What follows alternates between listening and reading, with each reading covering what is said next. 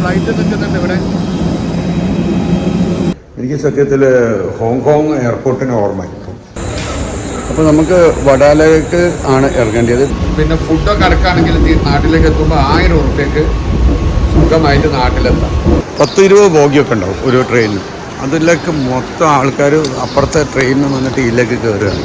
അപ്പോൾ നമ്മൾ എയർപോർട്ടിലേക്ക് ഇറങ്ങുകയാണ്. ഹോട്ടലിൽ നിന്നും ടാക്സി ബുക്ക് ചെയ്ത് കാത്തിരിക്കുകയാണ്. നേരെ എയർപോർട്ടിലെത്തി. എയർപോർട്ടിൽ നിന്ന് ഇമിഗ്രേഷനും കാര്യങ്ങളൊക്കെ കഴിഞ്ഞ് വെക്കും. അപ്പോൾ നമ്മൾ ഇന്നത്തെ ദിവസങ്ങൾ കഴിഞ്ഞു. അപ്പോൾ നമ്മൾ യാത്ര അവസാനിക്കുകയാണ്. അപ്പോൾ ഇനി എയർപോർട്ടിലത്തത് ഡീറ്റെയിലുകൾ പറയാം. അത് കഴിഞ്ഞ് ബോംബെയിലെത്തിയിട്ട് ബോംബെയിൽ നിന്ന് നമ്മൾ നാട്ടിലേക്കുള്ള യാത്ര. ഓക്കെ, ബോംബെയിൽ നിന്ന് നാട്ടിലേക്ക് ടിക്കറ്റ് ബുക്ക് ചെയ്തിട്ടുണ്ട് ട്രെയിനിൽ. അപ്പോൾ ട്രെയിനിൽ 670 രൂപ. ഓക്കെ, നമ്മൾ ബോംബെ എയർപോർട്ടിൽ ഇറങ്ങിയിട്ട് അവിടെ നിന്ന് മെട്രോയിൽ സാധാ ട്രെയിനിൽ നമ്മളെവിടെ പോകും? പനവേലിൽ പോകും. പനവേലിൽ നിന്നും നമുക്ക് ട്രെയിന് കോഴിക്കോട് റെയിൽവേ സ്റ്റേഷനിലേക്ക്. അപ്പോൾ ഇതാണ് നമ്മളെ യാത്രേൻ്റെ ഡീറ്റെയിൽസ്. അപ്പം വീണ്ടും ബാക്കി കാര്യങ്ങൾ നമ്മൾ വീഡിയോ എടുക്കുന്നതായിരിക്കും. അപ്പം നിങ്ങൾ ഇതുവരെ നമ്മൾ 9 ദിവസത്തെ ഉസ്ബെക്കിസ്ഥാൻ യാത്രേൻ്റെ ഫുൾ ഡീറ്റെയിൽ ഉസ്ബെക്കിസ്ഥാനിൽ നമ്മൾ അവസാനിക്കുകയാണ്. ഇനി എയർപോർട്ട് മുതലുള്ള കാര്യങ്ങളേ ഉണ്ടാവുള്ളൂ യാത്രേണ്ടത്. Okay, by. ഉസ്ബെക്കിസ്ഥാൻ.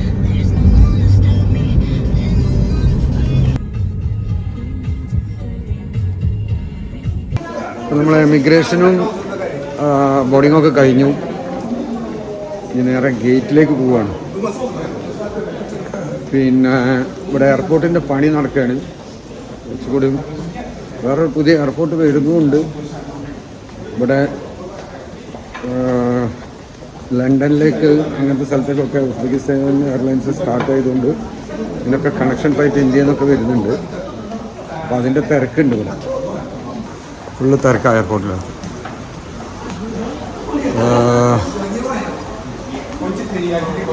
അറൈവൽ അങ്ങോട്ടേക്ക് ഡിപ്പാർച്ചർ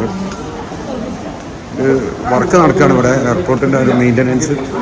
അപ്പോൾ അത് പ്രമാണിച്ചിട്ട് കുറച്ച് തിരക്കൊക്കെ ഉണ്ട്, റഷ് ഉണ്ട്. അപ്പോൾ നമ്മൾ ഫ്ലൈറ്റിലേക്ക് പോവുകയാണ്. ബോർഡിങ് കാര്യങ്ങളൊക്കെ കഴിഞ്ഞ് ഇനിയിപ്പോൾ ഫ്ലൈറ്റിലേക്കുള്ള പോക്കിലാണ് കേട്ടോ. ഫ്ലൈറ്റ് നിൽക്കുന്നുണ്ട് ഇവിടെ. അപ്പം ബാക്കി നമ്മൾ ഫ്ലൈറ്റിൽ കഴിഞ്ഞ് പിന്നെ ബോംബെയിലെത്തിയിട്ടുള്ളത് ഇനി. അപ്പം good bye Uzbekistan. Thank you very much.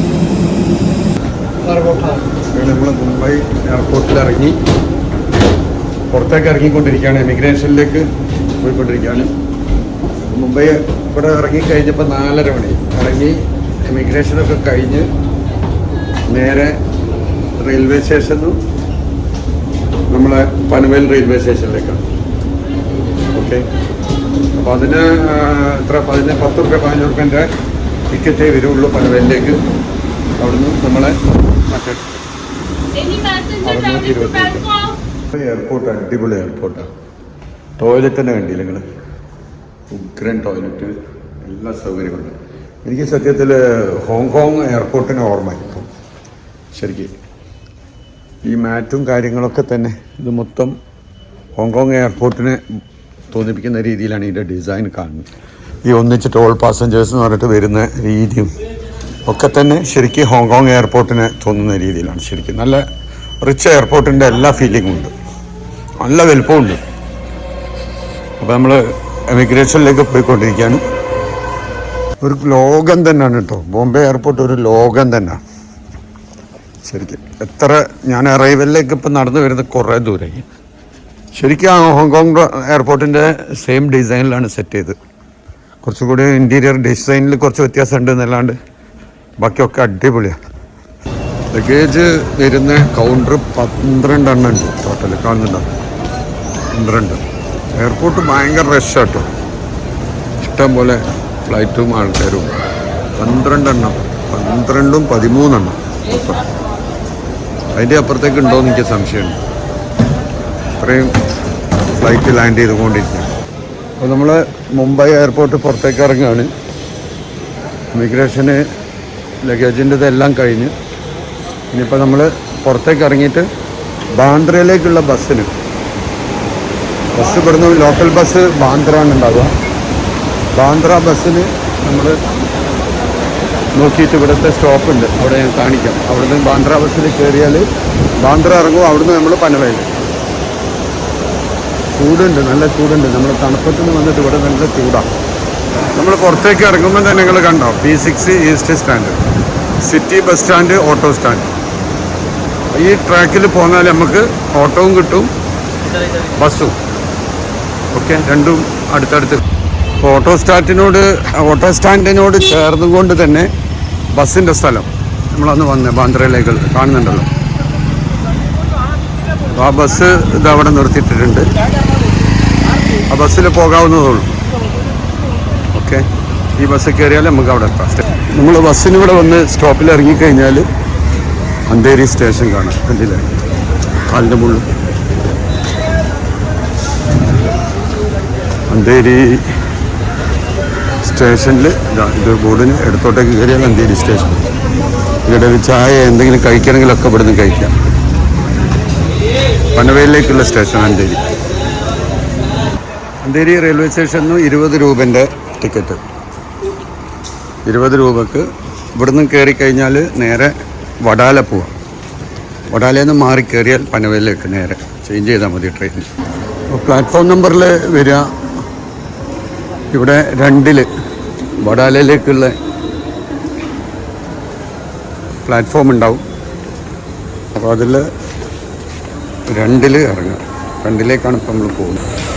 അപ്പോൾ നമുക്ക് വഡാലയ്ക്ക് ആണ് ഇറങ്ങേണ്ടത്. പ്ലാറ്റ്ഫോം നമ്പർ 2 വരിക. 2 വന്നു കഴിഞ്ഞാൽ നേരെ വഡാല ഇറങ്ങും. അടുത്ത സ്റ്റേഷനാണ്.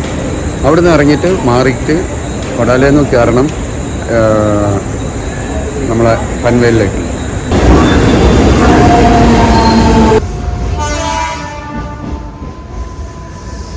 എയർപോർട്ടിൽ നിന്ന് ഇറങ്ങിക്കഴിഞ്ഞാൽ ഒരു അരമണിക്കൂർ സമയം വേണം ബസ്സിന് അന്തേരിയിലെത്താൻ.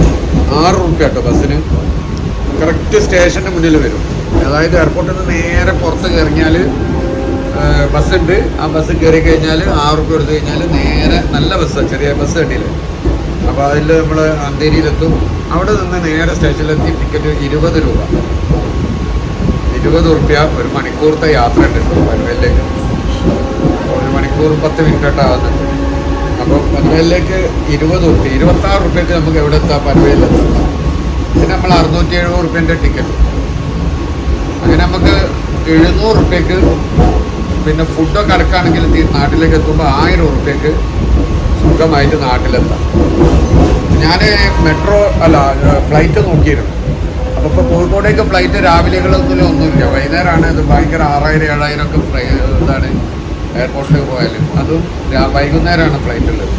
പിന്നെ കണക്ഷൻ ഫ്ലൈറ്റൊക്കെ ആണ്. അപ്പോൾ എങ്ങനെ നമ്മൾ സമയം നോക്കുമ്പോൾ, പൈസ നോക്കുമ്പോൾ, സൗകര്യം നോക്കുമ്പോൾ നമ്മൾ സെലക്ട് ചെയ്യേണ്ട ഒരു റൂട്ടായിട്ടാണ് എനിക്ക് തോന്നിയത്.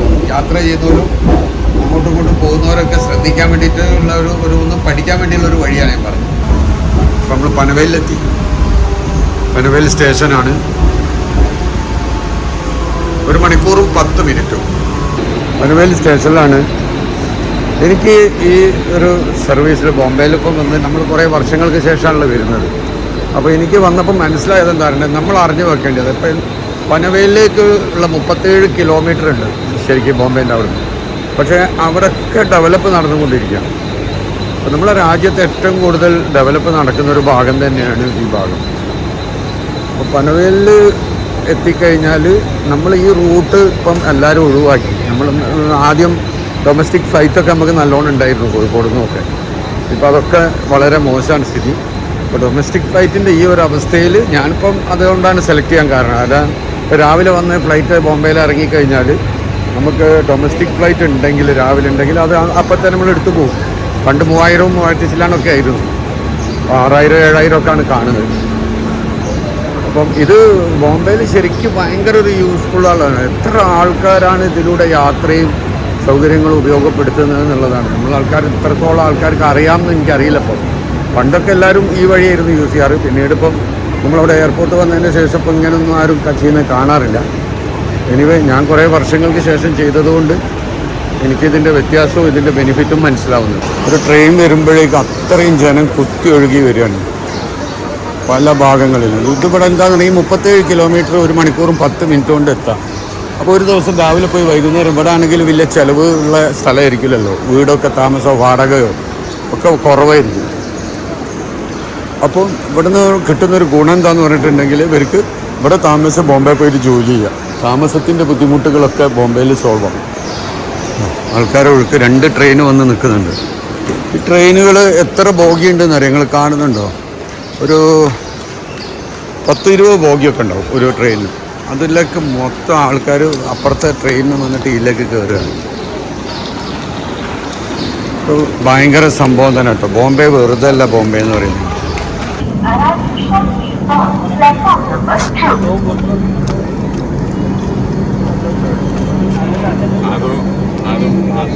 അതും പിടിച്ചു വരില്ല. मुंबई छत्रपती शिवाजी महाराज टर्मिनस.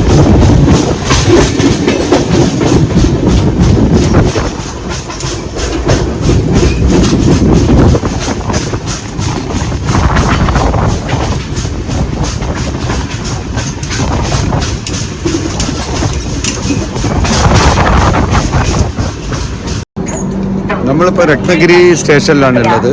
രത്നഗിരി നമ്മൾ കൊങ്കൺ റെയിൽവേയിൽ പോകുന്ന വഴിക്ക് ഇപ്പോൾ രത്നഗിരിയിലെത്തി. ഏകദേശം 5 മണി 6 മണി.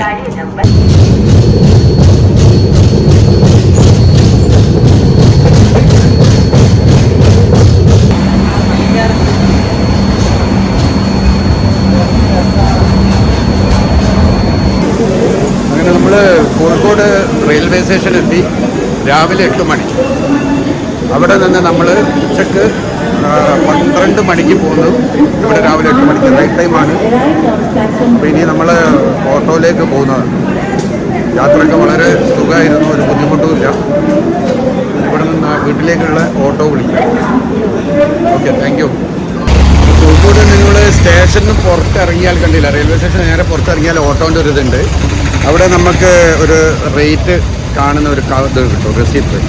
അവിടെ പ്രീപെയ്ഡിൻ്റെ ഒരു റെസിപ്റ്റ്. ₹1 കൊടുത്താൽ, ₹1 കൊടുത്താൽ മതി, ഒരു റെസിപ്റ്റ് തരും. അവർ പറഞ്ഞു തരും എത്ര രൂപ ആവും എന്നുള്ളത്. അപ്പോൾ വേറെ ഇഷ്യൂസ് ഒന്നും വരാനില്ല ഓട്ടോയിൽ. അങ്ങനെയാണ് അതിൻ്റെ ഒരു രീതി. അപ്പം എന്നിട്ട് ആ ചാർജ് നിങ്ങൾ എവിടേക്കാണോ പോകുന്നത് ആ ചാർജ് കൊടുത്തത്. അപ്പം നമ്മൾ ഓട്ടോയിൽ പോയിക്കൊണ്ടിരിക്കുകയാണ്. മാനാഞ്ചിറ ഭാഗത്തെത്തി. ഇനി നമ്മൾ ഓട്ടോൻ്റെ ചാർജ്, നമ്മൾ സിറ്റീൻ്റെ അകത്ത് മാത്രമേ നമുക്ക് ഓട്ടോയിൽ ചാർജ് അവിടെ നിന്ന് അടിക്കുകയുള്ളൂ. സിറ്റി കഴിഞ്ഞിട്ടുള്ള സ്ഥലങ്ങളിലേക്ക് 1.5 മീറ്ററിൻ്റെ ചാർജ് വെച്ചിട്ട് 1.5 കൊടുക്കും. അതാണ് കോഴിക്കോട് സിറ്റിയിലെ ഓട്ടോൻ്റെ സിസ്റ്റം. അപ്പോൾ നമ്മൾ ഇവിടെ എത്തിയത് 225, 150 മീറ്ററിലായി. അപ്പോൾ 75 കൂടുതൽ കൊടുത്താൽ 1.5, അത് തന്നെ 225. Okay, thank you. അങ്ങനെയാണ് ഇപ്പോൾ നമ്മൾ ഇവിടെ എത്തിയത്. അപ്പോൾ തിരിച്ച് നമ്മൾ പുറപ്പെട്ട സ്ഥലത്ത് തന്നെ എത്തി. അപ്പോൾ നമ്മളെ 9 ദിവസം 10 ദിവസത്തെ യാത്ര വളരെ സുഖമായിട്ടായിരുന്നു. തിരിച്ചെത്തി. ഇനി അടുത്ത യാത്ര കാണും വരെ എല്ലാവർക്കും ബൈ.